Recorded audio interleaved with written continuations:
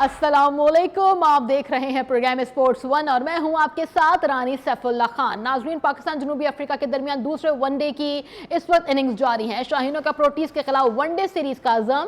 पाक जनूबी अफ्रीका दूसरे वनडे फैसलाबाद में जारी। टॉस जीतकर पाकिस्तान की पहली बल्लेबाजी, इब्तिदा में बल्लेबाज मुश्किलात का शिकार।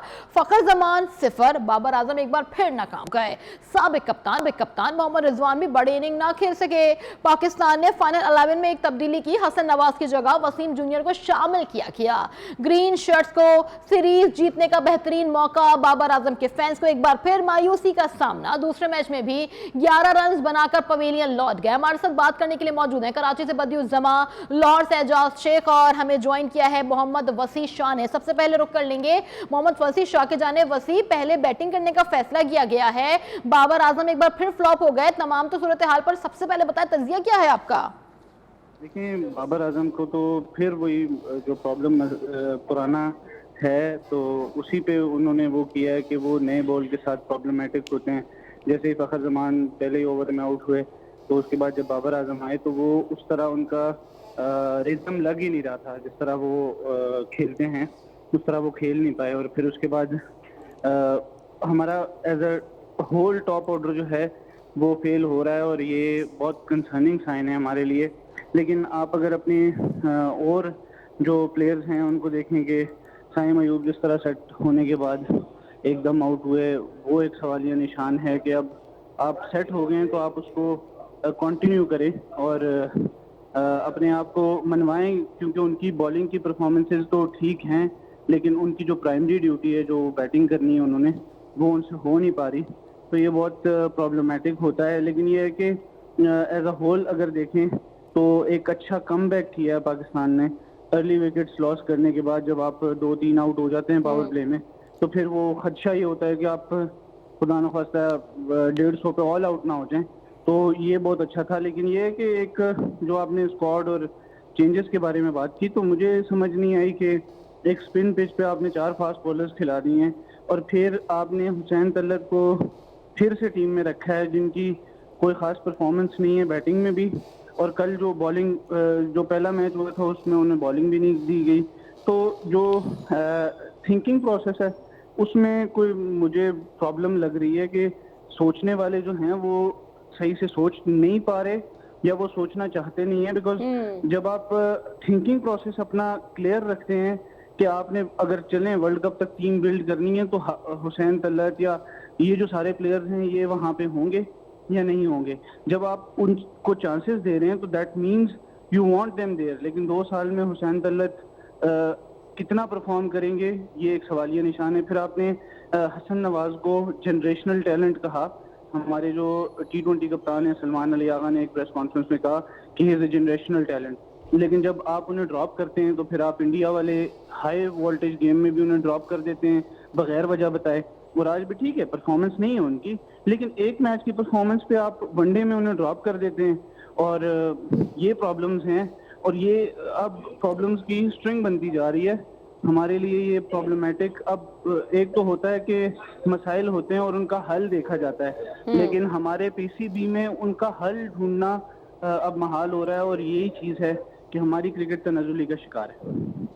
ठीक है, मोहम्मद वसीशा साथ ही रहेगा। एजाज शेख की जानिब रुख करेंगे। एजाज, पहले हम देख रहे हैं कि आज की परफॉर्मेंस क्या रही है। बाबर आजम 11 रन बना सके, ओपनर फखर जमान 0 पे ही आउट हो गए।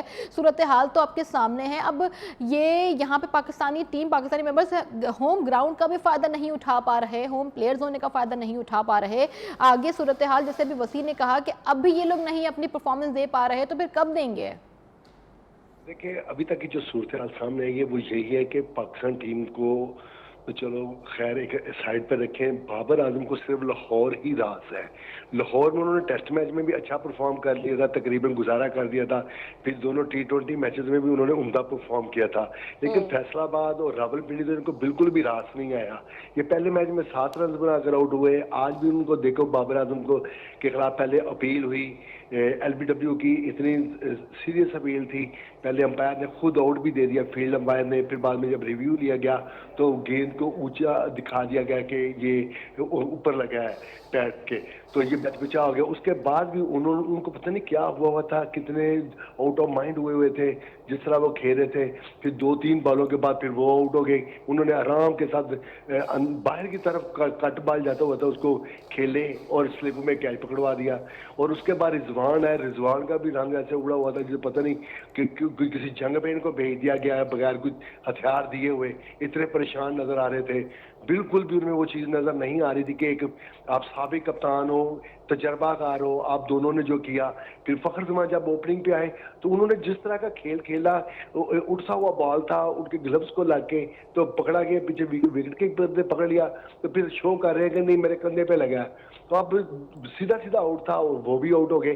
तो ये उसके बाद दोनों प्लेयर्स ने उम्दा परफॉर्म किया है, साइम ने और सलमान अली आगा। ये वही दोनों प्लेयर हैं जो एशिया कप में साइम अयूब भी नाकाम था, सलमान अली आगा भी बिल्कुल नाकाम था, लेकिन आज उन्होंने जिस तरह 100 के करीब तकरीबन पार्टनरशिप कायम की और उसके बाद आउट हुए साइम अयूब 53 रन बना के, नरेंद्र बर्गर ने 3 खिलाड़ी आउट किए 5 ओवर्स में सिर्फ 24 रन के बाद।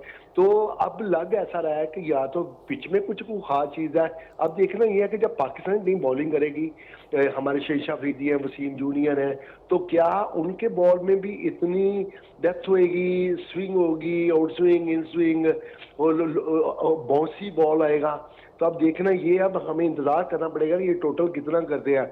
मेरा ख्याल है इस पिच पे कम से कम अगर ये गिरते पड़ते भी 240-50 रन बना लें तो हमारे बॉलर्स अगर पूरी तरह बॉलिंग करें, जिस तरह इनका नाम भी है, शहशाह अफरीदी कप्तान भी हैं, वसीम जूनियर भी हैं, वो नसीम शाह भी टीम के हिस्सा हैं, 3 फास्ट बॉलर खिलाए गए हैं, तो फिर इस बात का इम्कान मौजूद है कि पाकिस्तान इनको पकड़ सके। लेकिन जरूरी यही है 330, 230, 240, 50 के करीब ये लगभग ये रन बनाए और इनको बनाने पड़ेंगे, वरना लेवल हो जाएगी। तीसरा मैच फिर फैसला कौन मैच की हैसियत अख्तियार करेगा। तो जो T20 का रीप्ले ही होगा तो हो सकता है फिर ये हमारे हाथ से ये सीरीज ही निकल जाए, वरना अगर आज का ये मैच जीतते हैं तो फिर तीसरा मैच जीत के ये वाइट वॉश भी कर ठीक सकते है हैं। एजाज शेख, अब हम बदियू जमा के जाने बातें हैं। बदी, जिस तरह सूरत हाल हम देख रहे हैं, मैच कहाँ जाता हुआ दिखाई दे रहा है, लेकिन अभी अभी बॉलिंग की इनिंग भी बाकी है, बॉलर्स हमारे पास काफ़ी अच्छे हैं, तो क्या लग रहा है कि मैच, अब पाकिस्तान कल का मैच जीत चुका है, आज की सूरत हाल कुछ बदलती हुई नज़र तो आ रही है, लेकिन एक अजीब कश्मकश है, शायकीन भी इस वक्त परेशान है कि अब क्या होगा, क्योंकि मोहम्मद रिजवान, बाबर आजम, फखर जमान तीनों ही फ्लॉप हो चुके हैं। देखिए, सबसे बड़ी बात ये होती है कि पाकिस्तान टीम पर कभी भी आप एतमाद नहीं कर सकते। ये एक दिन में हीरो होते हैं, दूसरे दिन जीरो हो जाते हैं। तो ये इनकी कारकर्दगी जो है, एक मैंने हमेशा से बात करते हैं कि हमारी जो बल्लेबाजों की कारकर्दगी है उसमें तसलसल नहीं है। आज आप टॉस जीते थे तो मुझे लग रहा है कि पिछले मैच में जिस तरीके से बताया जाता है, कप्तान ने जो प्रेस कॉन्फ्रेंस की थी कि दूसरी इनिंग में गेंद जो है वो टर्न हो रहा था, इसी को सोचकर जो है ना मेरे ख्याल में उन्होंने पहले बैटिंग की कि हमारे बॉलर ऐसे हैं कि वो दूसरी इनिंग में फंसा लेंगे। कहने का मकसद ये है कि जिस तरह की कंडीशन है, जिस आप अपने मुल्क में खेल रहे हैं, फैसलाबाद में पहले खेल चुके हैं, तो यहाँ पर तो आपको एक बड़ा स्कोर करना चाहिए था। जिस तरीके से आप T20 में खेल रहे हैं उसी तरीके से आप वनडे में खेल रहे हैं, ये चीज़ें नहीं होनी चाहिए। मॉडर्न डे क्रिकेट है, अब लोग टीमें जो हैं वनडे में 350-400 रन बना रही हैं, हम तो वही हैं 200-250 से ऊपर ही नहीं जा रहे। तो यहाँ जिन बल्लेबाजों पे हम हमेशा से एतमाद करते हैं, उन पे जो है उनकी फैन फॉलोइंग भी इतनी है, उनको लोग चाहते भी इतना है, लेकिन मायूस हमेशा वो करते हैं। एक इनिंग 68 रन की T20 में खेली थी बाबर आजम ने, तो वबेला मच गया था, साबिक क्रिकेटर हों, तजियाकार हों, तो उस वक्त भी मैंने आपसे कहा था कि एक इनिंग से आप बाबर आजम को ये नहीं कह सकते कि बाबर आजम फॉर्म में आ गया है। इसको कम से कम 7-8 मैचेस में तसलसल के साथ रन्स करने पड़ेंगे, फिर उसकी फॉर्म में बहाली होगी, दोबारा अपनी उसी जो है वो फॉर्म में वापस आएगा जो पहले उसकी होती थी। लेकिन हमारे यहाँ तो यही है ना कि एक इनिंग पे हम खिलाड़ियों को आसमान पे बैठा देते हैं। तो आज देखिए जिस तरीके से टॉप ऑर्डर आउट हुआ, खासतौर पर फखर जमान जिस तरीके से आउट हुए, फिर रिजवान आकर आउट हुए, फिर बाबर आजम आउट हुए। इस वक्त भी 144 रन पे पाकिस्तान के 5 आउट हो चुके हैं, हालांकि 32 ओवर हो चुके हैं। हुसैन तलत को आप खिला रहे हैं, हुसैन तलत मुसलसल नाकाम है, वो जो है वो 10 रन बनाने के बाद आउट हुए हैं। साइम को हालांकि जब इतना अपसेट हो जाते हैं, जब आप 29-30 ओवर खेल लेते हैं, तो मेरे ख्याल में साइम को जो है लंबा जाना चाहिए था, उसको आज 100 करना चाहिए थे, उसको बताना चाहिए था कि वाकई वो अच्छा बल्लेबाज है, कुछ वजह है, कुछ जिसकी कंडीशन की वजह से वो फेल हो जाता है, लेकिन अब उस अच्छा खेलता तो मेरे ख्याल में उसका और भी चांस था। लेकिन हमारे यहाँ यही है ना कि तसलसल के साथ हम बैटिंग नहीं कर रहे, जिसकी वजह से हमारा ये हाल है। तो अगर अभी इजाज़ भाई ने कहा कि 200-250 रन बना के हम जीत सकते हैं, ऐसा कुछ भी नहीं है। अगर 250 रन बनाकर उनकी एक अच्छी पार्टनरशिप हो गई 100-150 रन की, तो आप कैसे जीत पाएंगे? आप अपने इन बॉलर्स पर इतमाद कर ही नहीं सकते जिनकी स्पीड जो है वो पहले 140-42 होती थी, अब एक 130-32 पे आ गई है। आप एक मैच की जो कारकर्दगी है उसको दूसरे मैच में नहीं करते, जो है वो कह सकते हैं कि इस मैच में भी जो है शाहीन बड़ा अच्छी बॉलिंग करेगा या नसीम शाह बड़ी पीछे मैच में अच्छी की, इसमें अच्छी बॉलिंग करेगा। कहने का मकसद ये है कि आप तसलसल लाएँ, अपनी कारकर्दगी में मैच जीत कर दिखाएं। आप हम बाहर मुल्कों में जाके तो फिर इसी वजह से स्ट्रगल करते हैं कि हमारे ना फास्ट बॉलर चलते हैं ना स्पिनर चलते हैं। आज देखें इंडिया ने, हम इंडिया को घर का शेर कहते हैं, लेकिन आज उन्होंने ऑस्ट्रेलिया के खिलाफ जो है वो T20 सीरीज़ में देखें दूसरा मैच भी 2-1 से सीरीज़ अब वो कर ली है। तो कहने का मकसद ये है कि ऐसी टीमें कामयाब होती हैं जो अपने आप को बड़े दिल के साथ खेलती हैं। तो मेरे ख्याल में हम अंडर प्रेशर आ जाते हैं जब भी हमारे पास स्कोर बन। अब देखें ना 3 आउट हुए तो हम एकदम डाउन हो गए और इतनी बॉलें जाए कि एक मौके पर फिर हम यही करेंगे कि अब जैसे आपने कहा कि 3 प्लेयर्स आउट हुए, हम हेड डाउन हो गए। मोहम्मद वसीश, आपकी जानिब आना चाहूँगी। बात हम फिर वही कर रहे थे कि हम के साउथ अफ्रीका की टीम आती है, श्रीलंका की टीम आती है और उनकी टीम भी बी कैटेगरी और सी कैटेगरी की आती है, जिसपे हम अपने की प्लेयर्स को भी नहीं खिला पाते और वो खेलते भी हैं तो फिर परफॉर्मेंस आपके सामने है। देखिए, एक बात तो ये है कि घर में जब भी आप खेलते हैं तो आपको यही चाहिए होता है कि आप अच्छे से अच्छा परफॉर्म करें। ये होम सीरीज थी, फैसलाबाद में थी, काफी अरसे बाद हम वहाँ पे क्रिकेट खेल रहे थे। तो हमारे जो प्लेयर्स हैं उनका जो माइंड सेट है वो ये है, जो हम लैक कर रहे हैं वो ये है कि हमारे प्लेयर्स को ये नहीं पता होता कि हम अगला मैच खेलेंगे या नहीं खेलेंगे। या चले इससे ऊपर की एक और बात करते हैं कि हमारे कप्तान को ये नहीं पता होता कि वो अगली सीरीज में कप्तान भी होगा या नहीं होगा। जब ये कल्चर होता है आपकी टीम के अंदर तो फिर आपके प्लेयर्स से परफॉर्मेंस नहीं निकलती। वो यही सोच रहे होते हैं कि चलो ठीक है 20, 25, 30 करें, अपनी जगह पक्की कर लें, आगे जो होता है वो होने दें। अब देखें उस दिन जो पहला मैच हुआ उसमें भी रिजवान ने देखें 55 किए लेकिन गलत शॉट खेल के आउट हो गया। सलमान अली आगा भी मैच को फिनिश नहीं कर पाए। तो हमारे जो प्लेयर्स हैं वो रिस्पॉन्सिबिलिटी लेने वाले नहीं है। अब देखें आप हुसैन तलत को खिला रहे हैं, आज भी वो आउट हो गए, अभी जब हम बात कर रहे हैं इस दौरान ही वो आउट हो गए। तो आप देखें, आप एक तो प्लेयर की जगह लेते हैं, फिर आप उसको जस्टिफाई जब नहीं करते तो फिर प्रॉब्लम्स आती हैं। हम अपने आप को कंपेयर करते हैं Australia, England, New Zealand, even India के साथ। तो देखें हुसैन तलत ने 20 बॉलों पर सिर्फ 10 रन बनाए हैं और हमने उनको यानी टीम के साथ नथी किया हुआ है। हमने इरफान न्याजी को बाहर निकाला हुआ है, हमने तैयब ताहिर को बाहर निकाला हुआ है, हम इवन वसीम जूनियर को भी एट द स्टेक ऑफ, आज भी हमने एक प्लेयर को निकाल के वसीम जूनियर को तो इन किया लेकिन हमने हुसैन तलत को नहीं बाहर किया। फिर अगर हुसैन तलत से आपने बैटिंग ही करवानी है सिर्फ तो आप हसीबुल्ला को खिलाएं। वो कीपर हैं लेकिन कीपिंग आप उनसे ना करवाएं। वो फील्डर भी बहुत अच्छे हैं, वो आउटफील्ड में फील्डिंग कर सकते हैं, आप उनसे फील्डिंग करवाएं। लेकिन हमारा जो थिंकिंग प्रोसेस है, जैसे मैंने पहले भी बात की कि हमारा वो जो लॉन्ग टर्म थिंकिंग होती है कि हमने 2 साल पहले या 1.5 साल पहले वर्ल्ड कप से एक टीम बिल्ड करनी होती है, वो हम हमेशा ही नहीं करते। आप 2015 वाला वर्ल्ड कप देख लें, आपके पास कोई बैकअप कीपर नहीं था, उसमें आपने इंडिया के खिलाफ यूनुस खान से कीपिंग करवाई। जब 2019 का वर्ल्ड कप आया फिर सरफराज अहमद को आपने आखिर में चांस दिया। फिर 2019 में जब वर्ल्ड कप हुआ उसमें भी आपके पास कोई बैकअप कीपर नहीं था, आपने इवन बाबर आजम के नाम के आगे विकेट कीपर का नाम लगाया हुआ था। तो फिर ये चीज देखें, फिर जब 2023 आया, 23 में निस्बतन हमारी एक अच्छी टीम थी, उससे पहले हम नंबर 1 बने ओडीआईज में, एशिया कप में भी अच्छा परफॉर्म हुआ। लेकिन जब हम वर्ल्ड कप में गए, मेगा इवेंट में गए, वहां पे हमारे प्लेयर से परफॉर्म नहीं हुआ और वो परफॉर्मेंस का वो जो प्रेशर होता है वो सोक इन नहीं हो सकता। और वो इसलिए नहीं हो पा रहा कि हमारे प्लेयर्स लंबी बड़ी क्रिकेट खेल ही नहीं रहे। हमारे प्लेयर्स अच्छी बड़ी क्रिकेट लंबी इनिंग्स खेल ही नहीं पा रहे। बड़े बड़े नाम हमारे सामने हैं। मोहम्मद वसीश हमारे साथ हैं, एजाज शेख, बदियुल जमा, आप तीनों से मजीद भी बात की जाएगी। नाज़रीन, प्रोग्राम में यहाँ वक्त हुआ है ब्रेक का, साथ रहिएगा।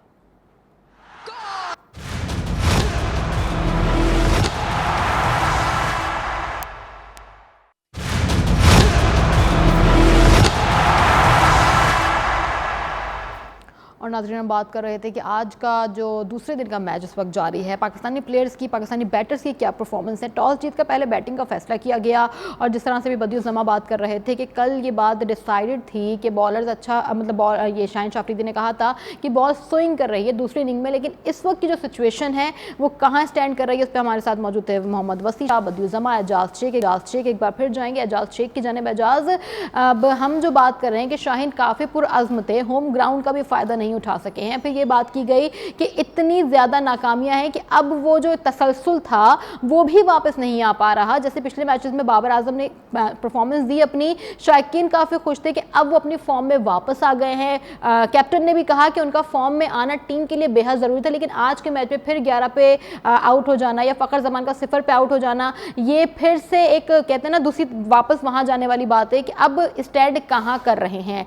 अब मजीद हम इसी पर बात कर रहे थे कि आईसीसी ने अक्टूबर के प्लेयर ऑफ द मंथ खिलाड़ियों का ऐलान कर दिया है। पाकिस्तान के नुमान अली मर्दों की कैटेगरी की फहरिस्त में शामिल हैं, जबकि मिथिल सामी और राशिद खान भी मर्दों के player of the month award की दौड़ में शामिल किए गए हैं। खवातीन की कैटेगरी में भी स्मृति मंधाना, एश गार्ड्स और लोरा वॉल्वर डट शामिल हैं, जबकि 3 spinner player of the month में शामिल किए गए हैं। नुमान अली ने जनूबी अफ्रीका के खिलाफ लाहौर टेस्ट में 10 विकेटें हासिल की थी। नुमान अली आईसीसी रैंकिंग में टॉप 2 बॉलर्स में शामिल। मिथिल सामी ने पाकिस्तान के खिलाफ सीरीज में 11 विकेटें और 79 रन नॉट आउट बनाए हैं। ये तमाम सूरत हाल सामने है। बात कर लेते इसी पर हम लेंगे तजिया बदियुल जमा का। जी बदी बताइएगा मजीद कौन कौन से खिलाड़ी शामिल हैं और इसकी क्या वैल्यू होती है। देखिए आईसीसी की जानिब से ये जो एक शुरू किया गया है कि हर महीने की जो है वो जो प्लेयर ऑफ द मंथ दिया जाता है, तो ये अच्छी बात है कि पाकिस्तान के नुमान अली को जो है इस मरतबा शामिल किया गया। उन्होंने जिस तरीके से टेस्ट मैच में बॉलिंग की, ख़ासतौर पर जो यहाँ पर हुआ उसमें उन्होंने लाहौर टेस्ट में 10 विकेटें हासिल की, तो बड़ी अच्छी उनकी कारकर्दगी थी, जिसकी वजह से उनको प्लेयर ऑफ द मंथ में शामिल किया गया। हैरत की बात यह है कि इसमें 3 स्पिनर शामिल हैं। महतू सामे जो बॉलर हैं उनको भी लिया गया है, उसके अलावा राशिद खान जो हैं उनको भी जो है वो प्लेयर ऑफ द मंथ में लिया गया है। फिर वर्ल्ड कप की कारकर्दगी पर जो है वो मंदाना जो है भारतीय बैटर उनको लिया गया है। जो जनूबी अफ्रीका की कप्तान है उनको भी लिया गया है। खासतौर पर इनकी कारकर्दगी 470 रन जो है वो जनूबी अफ्रीका की कप्तान ने बनाए, 371 रन मंदाना ने स्कोर किए। तो ये वो कारकर्दगी है कि इस महीने में देखी जाती है कि कारकर्दगी जो है बैटर और बॉलर्स की क्या है। हालांकि ऐसे गार्ड जो हैं उनको जो है वो ऑलराउंडर की कैटेगरी में जो है शामिल किया गया है। हालांकि इस वक्त जो टेस्ट मैच की जो रैंकिंग है उसमें जो नुमान अली हैं वो नंबर 2 पर बरजमान है, तो ये एक अच्छी बात है। अब देखते हैं कि ये किसको मिलता है, क्योंकि राशिद खान भी बड़े मजबूत उम्मीदवार हैं, उसके अलावा महतू सामे जो हैं वो बहुत मजबूत उम्मीदवार हैं। और अगर लड़कियों की बात की जाए, क्योंकि भारत वर्ल्ड कप जीता है, तो हो सकता है कि वो मदाना के नाम हो जाए, क्योंकि मदाना ने फील्डिंग में बड़ी अच्छी कारकर्दगी का मुजाहरा किया। लेकिन जो जनूबी अफ्रीका के कप्तान है वॉल्वर, उन्होंने जो है 470 रन जो बनाए और अकेली जो है वो मुकाबला करती रही और हर मैच में उनकी कारकर्दगी बड़ी अच्छी रही। हर मैच में कारकर्दगी अच्छी रही थी। एजाज शेख आपकी जानिब आएंगे, आपसे तजिया लेना चाहेंगे। अब जो आए हैं सामने हमारे नुमान अली का नाम सबसे वाज़ेह है, क्या कहेंगे? देखिए बिल्कुल आईसीसी की जो player of the month award के लिए नामजद किया गया नुमान अली को, ये बड़ी खुशहाल बात है कि पाकिस्तान को टेस्ट फॉर्मेट में जो नुमान अली हैं उनका नाम चलो आ गया है आईसीसी की तरफ से। लेकिन बात फिर वही है कि अगर नुमान अली इतने बड़े प्लेयर हैं, इतने अच्छे बॉलर हैं, तो ये समझ से बालातर है कि क्या वो सिर्फ टेस्ट के लिए ही है। जो बंदा 10 ओवर 20 ओवर का एक स्पेल 12-12 10-10 ओवर का करता है, तो वो तो बहुत अच्छा वनडे में और T20 में परफॉर्म करता है। तो T20 में ना सही, लेकिन वनडे स्क्वाड में तो उसको हिस्सा होना चाहिए। जबकि जनूबी अफ्रीकन खिलाड़ी जो हैं वो नुमान और साजिद से वैसे भी एक कन्नी के तरह आ रहे थे, बच रहे थे उससे भी, और आसिफ अफरीदी से भी। तो उन तीनों खिलाड़ी को यकसरी नज़रअंदाज कर दिया और उन पर लेबल ही लगा दिया गया कि सिर्फ और सिर्फ आप टेस्ट के लिए ही खेलते हैं। लेकिन कुछ समझ से बाला बात है कि पीसीबी का ये क्या रवैया, ये सेलेक्शन कमेटी का, जो नुमान अली अच्छे हैं या साजिद अच्छा है या आसिफ अफरीदी अच्छा, तो उनको अगर एक आध मैच इधर भी दे दिया जाता तो कोई बड़ी बात नहीं थी। तो ये खुश आइंदा है। जिस तरह मतसा में अफगानिस्तान के राशिद खान हैं, जो भी अफ्रीका मतसा में, उन्होंने जिस तरह उनकी नामजदगी हुई है, तो ये बिल्कुल वाज़ेह हो गया है कि मतसा में की भी अगर हुई है तो वो पाकिस्तान के दौरे पर जिस तरह उन्होंने बाद में बैटिंग की और बैटिंग से पहले उन्होंने जिस तरह बॉलिंग करके केशव महाराज से पहले उन्होंने पूरी जो जनूबी अफ्रीकन टीम थी उसको संभाला हुआ था। गो के वो जो पहला टेस्ट था पाकिस्तान टीम जीत गई थी, हालांकि मैं तो समय ने अच्छा परफॉर्म किया था, लेकिन केशव महाराज के आने के बाद मैं तो सामग्री को जो एडवांटेज मिला, उन्होंने फिर बैटिंग में भी अच्छा परफॉर्म किया। राशिद खान का तो वैसे ही जवाब नहीं, बेहतरीन स्पिनर में उनका शुमार होता है। तो आईसीसी ने जो नामजदगियां की हैं बड़ी अच्छी नामजदगी है। आप देखना ये है कि ये अवार्ड्स किसके नाम रहता है। तो नुमान अली से उम्मीद है, तो आप पाकिस्तान के जो सिलेक्टर्स हैं उनको भी थोड़ा सा सोचना चाहिए कि अगर उनको इंटरनेशनल क्रिकेट काउंसिल एक्नॉलेज कर रही है तो आप तीनों फॉर्मेट के लिए एक बंदे को क्यों नहीं कर रहे। क्या वो खुद कहता है कि मैं वनडे में नहीं खेल सकता, मैं T20 में नहीं खेल सकता? अगर उसमें इतना दमखम है तो जो बंदा लंबे लंबे स्पेल कर सकता है, तो क्या वजह कि उनको बिल्कुल पीछे कर दिया है। और स्पिन विकेट उनके लिए स्पेशल बनाई जाती है। जब गैर मुल्की दौरा होता है इंग्लैंड, जनूबी अफ्रीका, न्यूजीलैंड का, वहां भी इनको साथ लेके नहीं जाते इन तीनों में से, आसिफ अफरीदी, साजिद और नुमान को।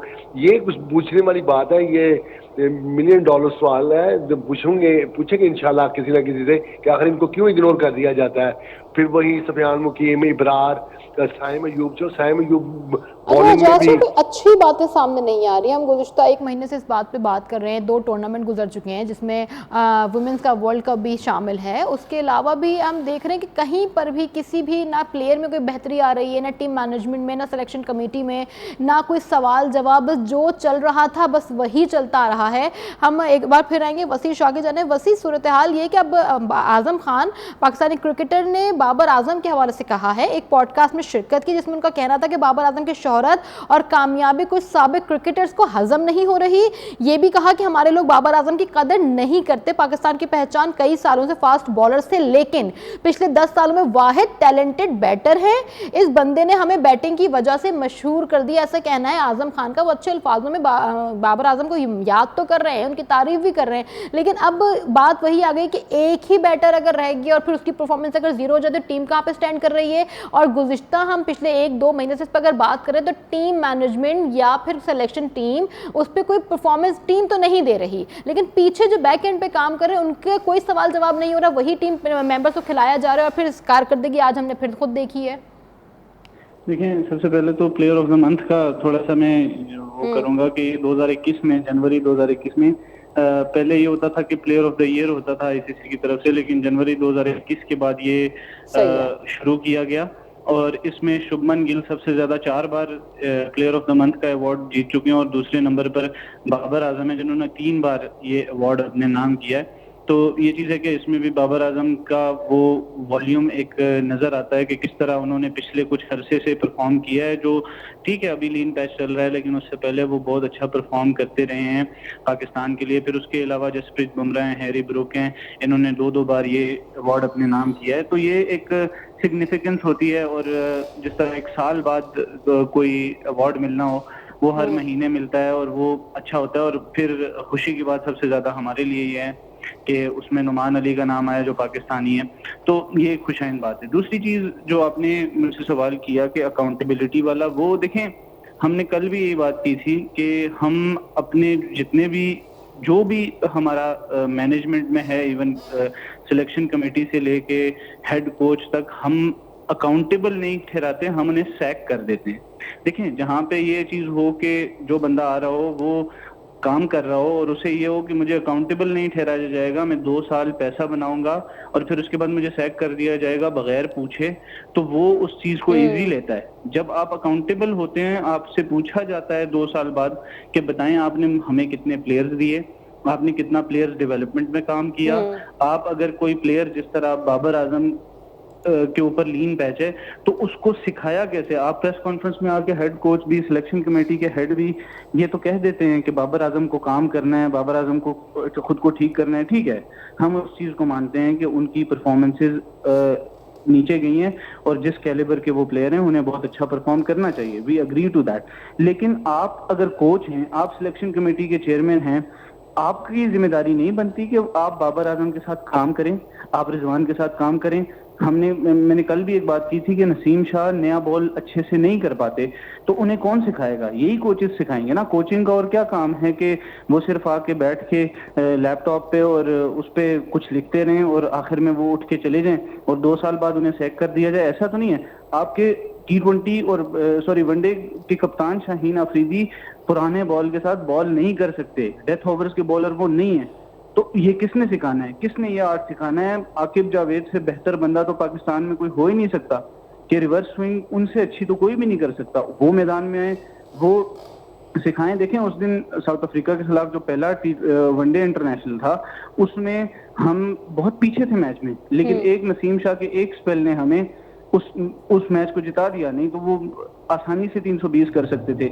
लेकिन डेथ ओवर बॉलिंग बहुत अच्छी हुई, लेकिन वहां पे शाहीन और नसीम का जब कॉम्बिनेशन बनेगा तो ये और ज्यादा लीथल हो जाएगा। फिर वही बात आती है, शुरू के ओवर्स में one of the best new ball bowler हैं शाहीन, लेकिन नसीम शाह उनके साथ कॉम्बिनेशन नहीं बना पाते।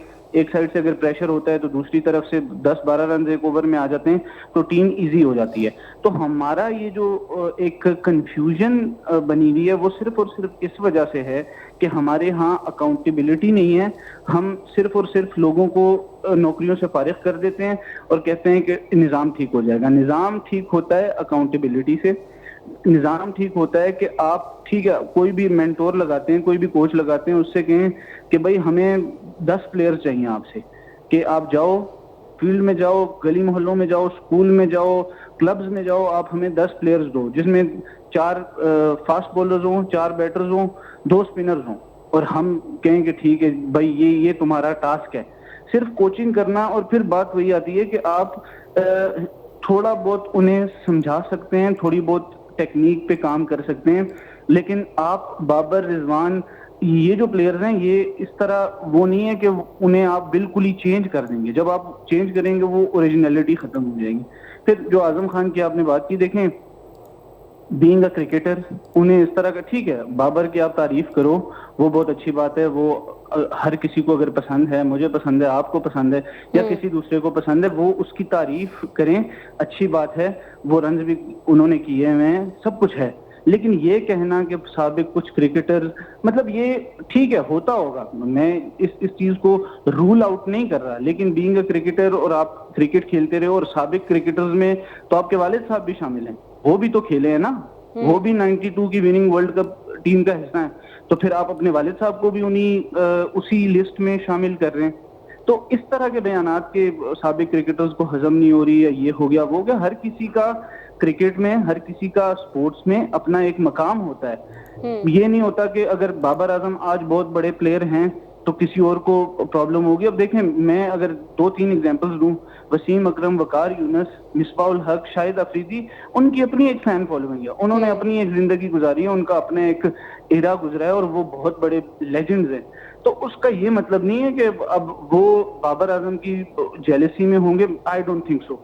लेकिन अगर होता भी है कुछ ऐसा, तो कोई तज्जियाकार है, कोई क्रिकेटर है, कोई भी है, उसे ये चीज ऑन स्क्रीन नहीं बोलनी चाहिए। ये एक गलत तासुर जाता है पूरी दुनिया में। देखें, अब आजम खान का पॉडकास्ट अगर आपने सुना, मैंने सुना, तो पूरी दुनिया में ये जाती है ना ये चीज कि ये देखें, एक करंट क्रिकेटर और एक साबिक क्रिकेटर का बेटा, मोइन खान का बेटा, ये बात कर रहा है, तो फिर ये चीज एक नेगेटिव इम्पैक्ट डालती है पूरी दुनिया के ऊपर हमारा। तो ये चीज नहीं होनी चाहिए, और जेलसी का फैक्टर मुझे नहीं लगता। आपका पॉइंट तो सामने आ गया। मैं इस पे बात करना चाहूंगी बदी उस जमा से। बदी, वैसे तो ये वसी से बात करने से पहले मुझे लगा कि एक नॉर्मल सी बात है, लेकिन अब जितना ब्रीफली उन्होंने ब्रीफ किया कि आजम खान का ये कहना, उसका नेगेटिव इम्पैक्ट भी आएगा शायकीन पर और पूरी दुनिया में, कि आप भी यही समझते हैं कि अगर आजम खान ने तारीफ की है बाबर आजम की, कहा कि इन जैसा प्लेयर अभी आया ही नहीं है और उनकी वजह से मतलब बैटर्स को या हम जैसे बैटर्स को हम काफ़ी फेमस हुए या हमें इज्जत मिलने लगी है, तो क्या आप भी समझते हैं कि इसका नेगेटिव इम्पैक्ट आएगा पूरी दुनिया से? देखिए, मुझे एक बात बताएं, बाबर आजम को बुरा किसने कहा है? कि अभी भी किसी ने बुरा नहीं कहा, साबिक क्रिकेटर ने भी नहीं कहा, हमने भी नहीं कहा, और किसी तजियाकार ने भी नहीं कहा। जब बाबर रन्स करता है, आप मुझे बताएं कि एक 68 रन की इनिंग्स खेली, साबिक क्रिकेटर, जिसमें शुएब अख्तर, मिसबाह उल हक, जितने बड़े क्रिकेटर थे उसकी तारीफ़ की, हमने बैठ के यहाँ तारीफ़ की, जितने भी लोग बैठे थे तारीफ़ की। असल मसला ये होता है कि बाबर आजम बहुत अच्छा बैटर है, हम मना नहीं कर रहे, लेकिन पिछले 2-2.5 साल से जब आपकी कारकर्दगी अच्छी नहीं होगी, जब आपकी परफॉर्मेंस अच्छी नहीं होगी, तो आप पर जो है तनकीद होगी कि इतना अच्छा बैटर होने के बावजूद उससे रन्स क्यों नहीं हो रहे। वो आपकी भलाई के लिए जो है ये बातें कह रहे हैं, ये नहीं कह रहे कि बाबर आजम बुरा है, किसी ने नहीं कहा कि बुरा है। वो टेस्ट मैच में बड़ा अच्छा रहा, वो वनडे में बहुत अच्छा रहा, हमेशा जो है काफ़ी अर्सा जो है 2 से 3 साल जो है वो नंबर 1 पोजीशन पर रहा। वो T20 में जो है सबसे ज़्यादा रन बनाने वाला है, हमने कभी उसको बुरा नहीं कहा। कप्तानी के मामले में उससे बात होती रही कि वो अच्छा कप्तान नहीं था, क्योंकि उसकी कप्तानी में हम कोई भी ICC के बड़ा इवेंट नहीं जीते, एशिया कप नहीं जीते और कोई बड़ी सीरीज़ नहीं जीते, चाहे ऑस्ट्रेलिया हो या इंग्लैंड हो, ये हम कहते रहे। लेकिन बैटिंग में तो किसी ने, अगर आजम खान कहते हैं कि इस तरह की बातें, ऐसी बातें तो बहुत सारे लोग और भी करते हैं। तो जब आप अच्छा करेंगे तो हर कोई आपकी तारीफ करेगा, जब आप बुरा करेंगे या आप इसकी परफॉर्मेंस नहीं होगी तो लोग आप पे तनकीद करेंगे। इसको बर्दाश्त करना चाहिए। मैं कभी भी नहीं कहता कि भाई बाबर आजम बहुत जो है वो ऐसा बैट्समैन नहीं है, बुरा बैट्समैन है। उसने हमेशा रन्स किए हैं और करता रहा है, लेकिन माजी गुजर चुका, अब जो मुस्तकबिल है उसमें लोग चाहते हैं कि बाबर आजम, उसके फैंस कितने हैं मुझे बताएं ना, उसको कोई बुरा कह रहा है? उसके फैसलाबाद में मैच हो रहा है और बाबर आजम आउट होता है तो सारे तमाशाई उठ के चले जाते हैं। वो बाबर आजम के लिए आते हैं। देखिए अब पाकिस्तान टीम के लिए कोई नहीं बैठ रहा, बाबर आजम के लिए बैठ रहा है। इससे अच्छी बात क्या होगी बाबर आजम के लिए कि उसकी इतनी फैन बॉलिंग है कि लोग चाहते हैं, वो वहाँ आते हैं मायूसी में वापस चले जाते हैं, बातें करते हैं, यार हम इसके लिए आए थे, ये तो फिर सिफर पे आउट हो गया, हम इसके लिए आए थे, फिर जल्दी आउट हो गया। तो लोग, आपके फैंस भी बात करेंगे, क्रिकेटर भी बात करेंगे, लेकिन एक दिन आप सेंचुरी बना दें। मैं यहाँ बैठा हुआ आपको कह रहा हूँ और ये सब गवाह आप लोग रहना कि जिस दिन बाबर आजम सेंचुरी करेगा, चाहे वो वनडे में करे, टेस्ट मैच में करे, तो यही हम बैठे हुए तारीफ कर रहे होंगे, फैंस तारीफ कर रहे होंगे और जितने भी चैनल्स हैं उसमें आप देखें कि हर वक्त उसी का तस्करा हो रहा होगा, क्योंकि बैटर ही ऐसा है। लेकिन कहने का मतलब ऐसी बातें करना जी कि वो उसने बैटिंग हमें सिखाई, उसकी देखकर हमें ये हुआ। आपकी बैटिंग, आजम खान की बैटिंग और जो बाबर आजम की बैटिंग में ज़मीन आसमान का फ़र्क है।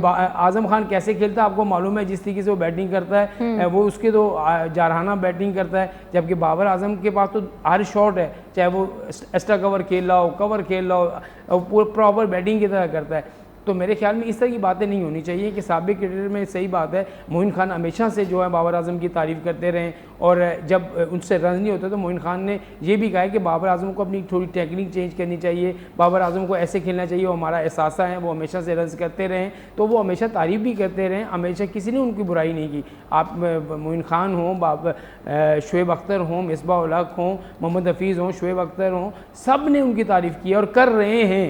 आपको खुद याद होगा ना, आपने भी तारीफ की जब उसने 68 रन बनाए, तो उसने हम सब ने बाबर आजम जैसे भी आपने कहा ना कि अब कल को अगर वो जीतते हैं या फिर अगर सेंचुरी कर लेते तो हम सब स्क्रीन पे उन्हीं की बात कर रहे होंगे, चाहे जितनी भी बाकी मीडिया हाउसेस भी हैं। बात ये है कि अगर बाबर आजम परफॉर्म नहीं करते तब भी सिर्फ बाबर आजम का ही जिक्र होता है, क्योंकि वो स्टार प्लेयर हैं। एजाज शेख की जाने पाएंगे। एजाज, आजम खान ने ये भी कहा है कि अगर उस वक्त सोशल मीडिया होता, जो साबिक प्लेयर्स हैं, साबिक क्रिकेटर्स हैं, वो भी इतने ही फेमस होते जितने बाबर आजम है। लेकिन मुझे समझ नहीं आ रहा कि साबिक क्रिकेटर से बाबर आजम की ये शोहरत, उनकी जीत हजम क्यों नहीं होती। देखें, पहली बात तो ये है कि हर दहाई में 1 से 2 या 3 प्लेयर ऐसे होते हैं जिनका जादू सर चढ़कर बोलता है। एक टाइम था जहीर अब्बास से एशियन ब्रेडमैन कहलवाते थे, ऐसा ही है। फिर उससे पहले हनीफ मोहम्मद, लिटिल मास्टर, कोई भूल सकता है उनको? बिल्कुल भी नहीं।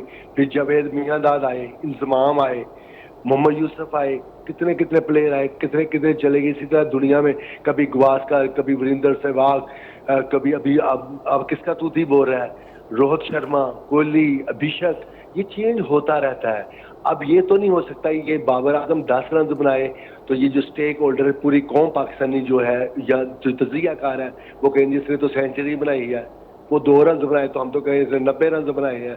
ऐसा मुमकिन नहीं है। 2023 से लेके अब तक 2 साल तकरीबन हुए हैं। लास्ट टाइम इन्होंने नेपाल के खिलाफ बाबर आजम ने सेंचुरी बनाई थी, तो अभी तक एक सेंचुरी नहीं बनाई, 50 दरमियान में बनी है। लेकिन बात सिर्फ इतनी है कि बाज लोग किसी के तारीफ व तौसील में ऐसे ज़मीन व आसमान के कलाबे मिलाते हैं कि सारा कुछ ही भूल जाते हैं। वो अपनी क्रिकेट भी भूल जाते हैं, अपनी जो इर्द गिर्द वाले लोग हैं, अपने इलाके के लोग हैं, उनको भी भूल जाते हैं। बात सिर्फ ये, जब ये परफॉर्म करेंगे, एक बच्चा भी बाबर आजम की तारीफ करेगा। जब वो लगातार नाकाम होंगे तो नाकाम आदमी को नाकाम ही बंदा कहेगा, नाकाम आदमी को कामयाब तो नहीं कहेगा। तो अब 50 देख ले, सेंचुरियां देख ले, एक इनका रिदम टूटा हुआ है कि लाहौर में आप अगर 2 इनिंग्स खेल लेते हो, एक 68 रन की इनिंग्स खेल लेते हो, तो हम सब लोग शोर में जा रहे हैं। बड़ी अच्छी बात होगी, खुशाइंद होगी कि पाकिस्तान टीम एक रिदम में आ गई। खासतौर पर बाबर आजम का रिदम में आना खुश आएगा, तो सब लोग वही कहेंगे ना जो उसने किया। और ये भी मैं एक बात बता दूं, जो लोग कहते हैं ना कि जब बाबर आजम होता है तो ग्राउंड में बड़ा रश होता है, बाद में बिस्तारे निकल जाते हैं, बिल्कुल ऐसा नहीं है। मैंने यहाँ पे मैच देखे हैं, आपने क्या कहा, ऐसा है या नहीं है? बिल्कुल भी नहीं है ये, बिल्कुल अच्छा, ऐसा नहीं है, ये अजम्पशन है, ये हमें एक प्रोपेगेंडा अपनी तरफ से बातें बनी हुई हैं। कितने लोग हैं, अगर 37,000 लोग लाहौर का मैच एक देख रहे हैं, बाबर आजम अगर आउट हो जाता है तो इसका मतलब कि 37,000 में से सिर्फ 7,000 लोग रह जाते हैं, 30,000 लोग घरों को रवाना हो जाते हैं। बिल्कुल भी ऐसा नहीं है। ये है कि आप ये हर स्टैंड से 40-40, 50-50 लोग, 10-10, 20-20 लोग उठ के चले जाएंगे, इतना ही है। अगर 37,000 लोग हैं तो उसमें कम से कम कुछ नहीं है तो 32,000, 33,000 लोग तो वही मौजूद होंगे ना। ठीक है, बाबर का एक करिश्मा है, लोग उसको लाइक करते हैं, लेकिन ये टीम है, ये सिर्फ बाबर नहीं है, पाकिस्तान है। पाकिस्तान का नाम चल रहा है, बाबर की टीम नहीं खेल रही, ये पाकिस्तान की टीम खेल रही है। शहनशाह अफरीदी को चाहने वाले कम है क्या पाकिस्तान टीम में? जितने भी प्लेयर हैं सबके चाहने वाले हैं, अपने अपनी फैन फॉलोइंग है, कोई ऐसी बात नहीं है। लेकिन ठीक है, अच्छा प्लेयर है, हम भी दुआ गो हैं कि ये रिदम में आए, पाकिस्तान के लिए परफॉर्म करें, ये अच्छा खेलेंगे। लोग इनको अगर पूरी दुनिया लाइक करती है तो पाकिस्तानी भी उसको लाइक करते हैं। तो मेरा ख्याल ये टॉपिक ही नहीं होना चाहिए। जरूरत क्या है? जरूरत सिर्फ ये है कि पाकिस्तान टीम के लिए खेलते हैं तो परफॉर्म करें, और इसके अलावा कुछ नहीं। अगर कोई जाता है तो चले जाए, सारी दुनिया तो नहीं जाती। अगर हम उधर बैठेंगे, बाबर आउट हो गया, तो हम क्या, अब हमारी जो स्टोरी है स्टेडियम में बैठे मुकम्मल हो जाती है कि बाबर आउट हो गया तो मैच खत्म हो गया, सारे घरों को चले जाएंगे। ये तो नहीं होता ना। तो बाबर ठीक है, अच्छा प्लेयर है, लेकिन ऐसा भी नहीं है जितना लोग बढ़ा चढ़ा कर बयान करें कि पता नहीं क्या कर रही है। जवेद मियांदाद कम प्लेयर था, जवेद मियांदाद के जो शारजा के चक्के लोग भूल गए हैं। कितने कितने बड़े प्लेयर आए हैं, शहनशाह अफरीदी, खास तौर पर शाहिद खान अफरीदी, शोएब मलिक ने इंडिया में जिस तरह पाकिस्तान को कामयाबियां दिलवाई हैं अपने ससुराल में। एक और खबर भी आप जानना चाहेंगे, पाकिस्तान सुपर लीग के इंतजामिया और फ्रेंचाइज मालिकान के दरमियान अहम इजलास मुनक्किद किया गया था। इजलास के दौरान क्या गुफ्तगू हुई, क्या फैसले सामने आए हैं, बता सकेंगे? अभी तक उन पीसीबी की तरफ से तो कोई बाज़ाब्ता तौर पर ऐलान नहीं हुआ, लेकिन जो इजलास तलब किया गया था उसकी जो बुनियादी वजूहाती ये थी कि आप पहले तो ये बताएंगे जो टाइटल स्पॉन्सर हासिल किया जाता है उसका क्राइटेरिया क्या है, क्या क्या आप चीज़ें दे के मद्देनजर रख के किसी भी जो कंपनी है उसको आप टाइटल स्पॉन्सर कर देते हो। फिर ये बताएं, जब फ्रेंचाइज की बोली लगाई जाती है, कीमत लगाई जाती है या उनसे पैसे वसूल किए जाते हैं, तो उसकी एवेल्यूएशन करने के लिए आपका तरीक़ाकार क्या है।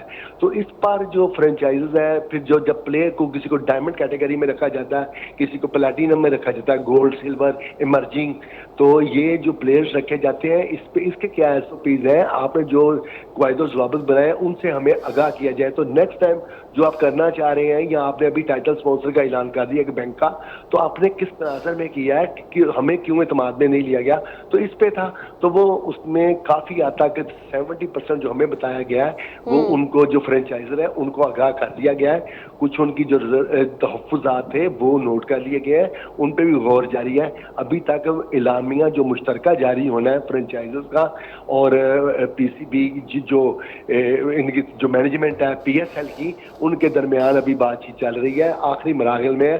जो ही सामने आएगी तो फिर फाइनल हो जाएगी, सामने आ जाएगी कि क्या तय हुआ है, क्या तय नहीं हुआ। तो फ्रेंचाइजर्स को शायद खास तौर पे जिस तरह मुल्तान सुल्तान्स को तहफ़्फ़ुज़ात थे, तो उनके हवाले से अगर मैं बात करूं तो वो तो 2 साल से जिस तरह कर रहे हैं, उन्होंने पहले टीम महंगी खरीद ली, बाद में अब इतनी बड़ी टीम मुल्तान सुल्तान हो तो 8-8 मैच लगातार बार हार जाए तो सिर्फ लोग वहां पे क्या बातें करते थे। ठीक है, पीएसएल की शौहरत को नुकसान पहुंचाने की मुहिम चलाने पर मुल्तान सुल्तान को नोटिस जारी कर दिया गया था, जिसके वीडियो सोशल मीडिया पर भी वायरल हुई थी। जो मुल्तान सुल्तान के सीईओ ने उस वक्त जो उसको फाड़ के मंजर आम पर ले आए थे, उसकी वीडियो भी वायरल कर दी गई थी। बदी जमा के जाने पाएंगे। बदी, अहम गुफ्तगू की जानी थी, पीएसएल 26 और 27 से मुतालिक खदशात का भी इजहार किया गया था, तहफ़्फ़ुज़ात पे इजलास पर गौर किया जाना था। अपडेट्स क्या है इस हवाले से, क्या गौर किया गया? मज़ीद 2 टीमें भी शामिल करने की बात की गई थी, अब क्या सिचुएशन बन रही है पीएसएल की? देखिए 2 दिन पहले जो है वो पाकिस्तान क्रिकेट बोर्ड की जो क्रिकेट बोर्ड में जो है वो ख़ास तौर पर पीएसएल की इंतज़ामिया और फ्रेंचाइज़ के जो साबका मालिक हैं उनके दरमियान एक मीटिंग हुई है, और उस मीटिंग में जो तमाम तर मौज़ू को ज़ेर बहस लाया गया। और ख़ास तौर पर क्योंकि अब जो फ्रेंचाइज मालिकान को उनको फ़िक्र है कि इसकी वैल्यूएशन जो है वो कितनी होगी, किस तरीके से उनको दिया जाएगा। क्योंकि जब आपको याद होगा कि पहले एक डॉलर की कीमत जो है 170 रुपये मुकर्रर की गई थी, 170 रुपये के हिसाब से जो है वो मालिकान को भरना पड़ते थे या खिलाड़ियों को देना पड़ते थे। लेकिन अब डॉलर क्योंकि ज़्यादा है तो अब इस पर भी बात होगी कि आया डॉलर की कीमत क्या रखी जाए। और उसके अलावा अब ये कहा गया है पीएसएल इंतज़ामिया की तरफ से, ख़ास तौर पर जो सलमान नसीर हैं चेयरमैन इसके, उन्होंने ये कहा है कि अब हर महीने में बल्कि हर 10-15 दिन के बाद जो है इस तरह की मीटिंग्स हुआ करेंगी, जिसमें तमाम जो फ्रेंचाइज हैं इनको ऑन बोर्ड लिया जाएगा, उनसे सलाह मशवरे भी लिए जाएंगे कि आया इसमें कितनी जीत लाई जा सकती है। 2 टीमों का जो आपने तस्करा किया, तो मैंने सवाल पूछा था जब सलमान नसीर यहाँ 4-5 दिन पहले आए थे तो कौन सी टीमें होंगी, तो उन्होंने कहा था कि ये नहीं बताया कि कौन सी, लेकिन उन्होंने ये ज़रूर कहा था कि शहरों की टीमें होंगी। तो इसका मतलब है कि कोई शहर ऐसे आने वाले हैं जिसमें ख़ास तौर पर हो सकता है कि पिंडी को नाम आ जाए या फिर किसी फैसलाबाद का नाम आ जाए, इस तरह के नाम। फिर 2 ग्राउंड्स की उन्होंने बात की थी कि उस पर हम काम कर रहे हैं, ख़ास तौर पर फैसलाबाद में, और उसके अलावा जो है पेशावर में जो स्टेडियम बन रहा है उस पर बात की थी कि इस पर भी हम काम कर रहे हैं, अगर यहाँ पर भी अगर हो गया तो वहाँ भी पीएसएल कराएंगे। लेकिन फ़िलहाल जो है वो जो फ्रेंचाइज़ हैं वो चाहती हैं कि उनको पहले क्लियर किया जाए कि हमें किस उस पर दिया जाएगा। अगर वो पहले उनको सब चीज़ें दी जाएंगी, अगर उस पर मुतफिक हुए वो तो फिर तो सही है, वरना इसको जो है इसकी बिड रखी जाएगी और उस बिड के मुताबिक जो है वो जो भी फ्रेंचाइज लेना चाहेगी वो कह रहे थे कि इसी तरीके से देंगे। हालांकि 2 साल का मायदा उनका एक स्पॉन्सर से हो चुका है, क्योंकि पिछली मतलब 10 साल का हुआ था, लेकिन 2-2 महीने 2-2 साल करके हुआ था। तो मतलब मुल्तान सुल्तान इस बार नहीं होगी या मामला वो भी चल रहे हैं? किसकी बात कर रही हैं? मुल्तान सुल्तान की। देखिए मुल्तान सुल्तान के अभी जो है उन्होंने ख़ास तौर पर जो है चेयरमैन पीसीबी से उनकी शायद बात भी हुई थी, और देखें अभी उन्होंने ये नहीं कहा पाकिस्तान क्रिकेट बोर्ड ने या चेयरमैन जो पीएसएल की इंतज़ामिया ने कि हमने उनको निकाल दिया है। अब जो बैठेंगे, क्योंकि जो मीटिंग हुई थी ऑनलाइन मीटिंग में वो मौजूद थे, तो अब इसमें देखना पड़ेगा कि आया वो उनके बारे में क्या जो फ्रेंचाइज कहती है, क्योंकि अगर वो बाहर हो जाती हैं तो फिर पीएसएल इंतजामिया को 3 टीमें करनी पड़ जाएंगी कि अगर वो चली जाती तो फिर 3 टीमें करनी पड़ेंगी। अब ये फैसला नहीं किया गया कि मुल्तान सुल्तान होगी पीएसएल में शामिल या नहीं होगी।